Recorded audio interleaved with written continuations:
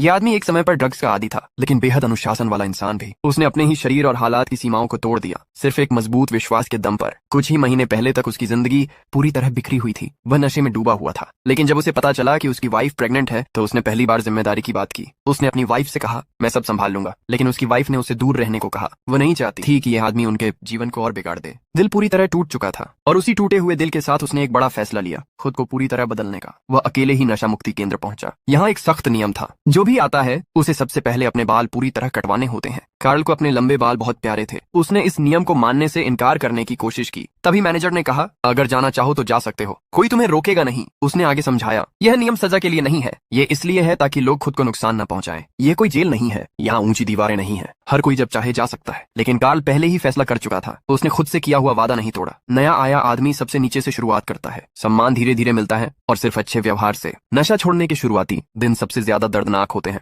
जब भी ड्रग्स की तलब उठती, उसे ऐसा लगता जैसे उसके पूरे शरीर पर हजारों चींटियां रेंग रही हों। जब वह हार मानने ही वाला होता तो अपनी गर्लफ्रेंड की तस्वीर निकालकर खुद को संभालता। हर दिन की ट्रेनिंग बेहद कठोर थी। लंबे समय तक नशा करने की वजह से उसका शरीर बहुत कमजोर हो चुका था। थोड़ा सा दौड़ते ही उसके मुंह से खून आने लगता और वह जमीन पर बेहोश होकर गिर पड़ता। इंस्ट्रक्टर ने भी उसे सलाह दी, घर चले जाओ, ये तुम्हारे बस का नहीं। लेकिन कार्ल पीछे हटने वालों में से नहीं था। अगले ही पल उसने अपने कमजोर शरीर को घसीटते हुए फिर से दौड़ना शुरू कर दिया। जब किसी इंसान के पास विश्वास होता है तो उसके अंदर छुपी ताकत बाहर आ ही जाती है। वह हर दिन मेहनत करता रहा। अपनी वाइफ और होने वाले बच्चे के लिए वह धीरे धीरे मजबूत बनता गया। जब बाकी लोग सोते थे, वह तब भी ट्रेनिंग करता रहता। समय बीत गया और एक साल निकल गया। अब कार्ल की शारीरिक हालत पहले से कहीं बेहतर थी। वह एक सामान्य इंसान के स्तर तक पहुंच चुका था। उसकी मेहनत देखकर मैनेजर ने उसे एक स्विमिंग पूल में नौकरी दिलवा दी। काम के बाद उसे फ्री में तैरने की भी इजाजत मिल गई। उसने इस मौके को पूरी तरह इस्तेमाल किया और तैरना सीख लिया। एक बार उसने एक बेघर आदमी से शराब की बोतल के बदले एक साइकिल ले ली। अब उसकी जिंदगी का हिस्सा बन चुके थे। तैराकी, दौड़ और साइकिल चलाना। रोज की व्यस्त और अनुशासित जिंदगी की वजह से नशे की चाह अब बहुत कम होने लगी। अपनी मेहनत का असर देखने के लिए उसने एक ट्रायथलॉन प्रतियोगिता में नाम लिखवाया। 700 मीटर तैरना, 5 किलोमीटर दौड़ना और 20 किलोमीटर साइकिल चलाना। जब वह फिनिश लाइन पर पहुंचा तो वहां कोई मौजूद नहीं था, लेकिन उसे जीत या हार से कोई फर्क नहीं पड़ा,